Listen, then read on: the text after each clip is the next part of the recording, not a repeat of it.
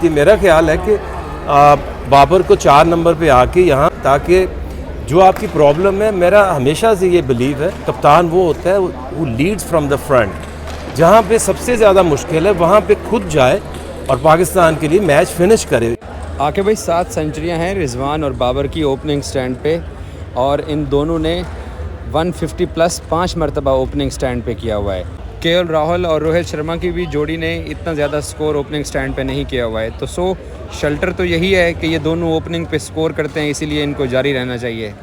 तो मैं वही कह रहा हूँ कि आपके पास 4 नंबर पे कोहली नहीं है ना, आपके पास 4 नंबर पे कोई प्लेयर नहीं है। तो मैं वही कहता हूँ कि एक्सपेरिमेंट करने में हर्ज क्या है कि जहाँ आप बिल्कुल ओपन पे डिपेंड करते हैं, ये 2 आउट होते हैं तो लोग स्टेडियम छोड़ के चले जाते हैं, उसी को एड्रेस करने की कोशिश कर सकते हैं। आप बाबर को 4 नंबर पे लाएं और फिर आप देखें कि स्टेबिलिटी आपको मिडिल में भी मिलेगी, और फिर ये रोल जो आसिफ अली का 6 नंबर पे है, फिर वो रोल आ सकता है कि जब 2-3 ओवर हों वो जाए और जाके स्ट्राइक रेट को और मज़ीद बढ़ा दें। पावर प्ले का हम सही इस्तेमाल कर रहे हैं, पावर प्ले को आप कैसा देख रहे हैं? देखिए, पावर प्ले जब हम इंग्लैंड को देखते हैं या ऑस्ट्रेलिया को देखते हैं या न्यूजीलैंड को या इंडिया को या इंग्लैंड को देखते हैं, तो वो अगर 7 मैच है तो उसमें से 2-3 मैचों में वो फ्लाइंग स्टार्ट उनको मिल जाता है, 70 रन्स वो दे देते हैं।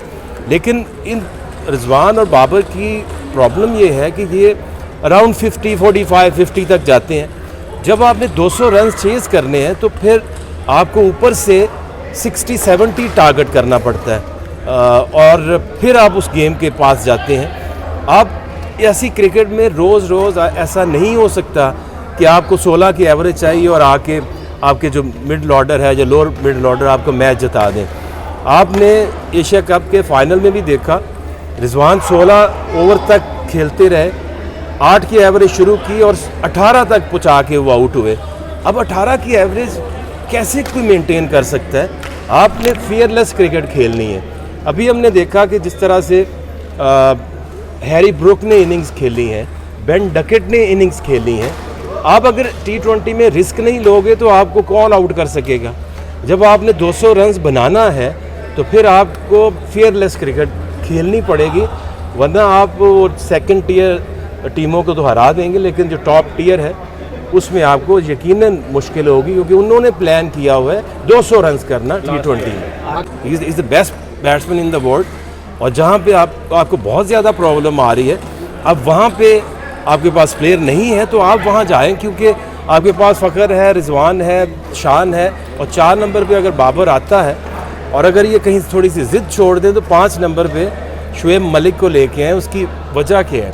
देखिए, 3 डायमेंशनल जो प्लेयर्स होते हैं दुनिया में उनकी सबसे ज़्यादा वैल्यू होती है। फील्डिंग में उनसे बेहतर कोई फील्डर अभी भी पाकिस्तानी टीम में नहीं है, तो इससे ये साबित होता है कि उनकी फिटनेस जो है सबसे बेहतर है। फिर जो बैटिंग है 5 नंबर पे, वो अगर आप ये सिनेरियोज़ में सोचें तो वहाँ पे ज़्यादातर स्पिनर्स ऑपरेट होते हैं, and is one of the best against spin bowling.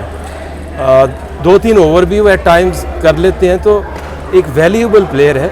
और उसकी मिसाल आपको इससे भी मिल जाती है कि जो लास्ट PSL हुआ है या पिछले 2-3 साल से जो PSL होता है, असल में वो है आपका एक ग्रास रूट जहाँ से आप आइडेंटिफाई करते हैं अपनी नेशनल टीम। आकिब भाई, शुएब मलिक के बारे में कहा जाता है कि ऑस्ट्रेलिया या बाउंसी, मेरा ख्याल है और एक्सपोज हुए हैं ये जितने भी इनकी प्लानिंग है या प्लेयर्स हैं। देखिए, जब तक आप ऐसे कभी नहीं होगा कि अचानक से कुछ चीज़ें ठीक हो जाएं, जब तक आप चीज़ें ठीक नहीं चेंज नहीं करोगे तो आपको रिज़ल्ट वैसे ही मिलेंगे। क्योंकि देखिए, अब जो आप जिन टीमों से मैच खेलते हैं वो प्लान करके आते हैं, वो आपके प्लेयर्स की एनालिसिस करते हैं, और इंटरनेशनल जो बॉलर्स होते हैं वो इतनी स्किल रखते हैं कि वो किसी बैट्समैन के वीक एरिया और वहाँ पे अटैक करें। ये इनके पास अपॉर्चुनिटी थी कि थोड़ा चेंज करके देखते। आपकी ओपनिंग आउट होती है तो बाकी जो टीम है, बाकी बॉलर्स जो हैं उनको इतनी होप हो जाती है कि इनको तो आपने ना कुछ और प्लान करना है, सिर्फ अपने तेज़ और शॉर्ट पिच बॉलिंग करें तो इनकी टेक्निक जो एक्सपोज हो जाती है। जो मैं देख रहा हूँ 5 नंबर पे उनको लेके आते हैं तो वहाँ पे उस पर स्पिनर्स काफ़ी ऑपरेट कर रहे होते हैं, और एंड उसको स्पिनर सबसे अच्छा खेलने आते हैं। देखिए बाउंस और पेस आपको ऊपर जब आप खेलते हैं नंबर 4 तक तब ज़्यादा फिक्र होती है। बीच में जब आप आते हैं तो मेरा नहीं ख्याल कि बाउंस और उसकी ज़्यादा प्रॉब्लम होगी। और अब हम तब की बात कर रहे हैं जब आपके पास प्लेयर अवेलेबल थे, बेहतर प्लेयर अवेलेबल थे। अब ये इन 4 जो मिडिल ऑर्डर्स हैं इनमें से मैं किसके ऊपर बिलीव करूं कि वो जाके मुश्किल हालात में आके पाकिस्तान को मैच जिता सकते हैं। रन करवाया पाकिस्तान ने इस सीरीज़ में 3 दफ़ा, उसमें शाहीन नहीं थे, रिहैब पे चले गए और साथ नसीम बुखार हो गया था। तो आपको बेंच स्ट्रेंथ बॉलिंग कैसी लगी आपकी, जो एक अरसे से हमारी सरजमीन, आप भी बिलोंग करते हैं उसी फास्ट बॉलिंग फैमिली से? इसी में ऐड कर लें, फास्ट बॉलिंग से ही सवाल था कि ऑस्ट्रेलिया के अंदर आपकी कर रही है। देखिए एक चीज़ तो ये है कि आपके जो फास्ट बॉलर्स हैं वो तीनों ही जो मेन हैं वो अवेलेबल नहीं थे।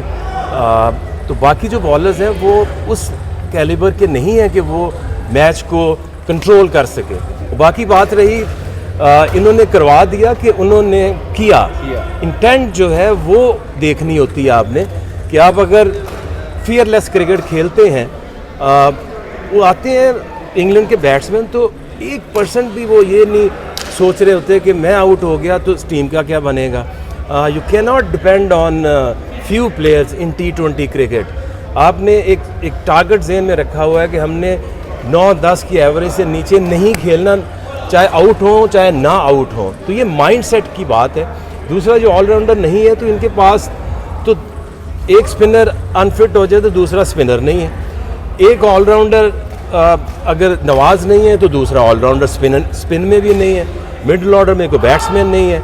तो इसकी वजह ये है कि जब आप काम करना ग्रास रूट लेवल पे, डेवलपमेंट पे आप बंद कर देते हो तो आपके 4-5 साल ना आपको नहीं समझ आती कि ये हम नीचे जा रहे हैं या ऊपर जा रहे हैं, क्योंकि वो जो स्टैब्लिश हुआ हुआ टैलेंट होता है वो आपके 4-5 साल गुजार देता है। लेकिन एक दिन आके आपको समझ आती है कि आप पीछे देखते हैं तो आपने कोई काम ही नहीं किया, कोई डेवलपमेंट नहीं की, तो आपको फिर कोई प्लेयर की ऑप्शन कभी मिलेगी नहीं।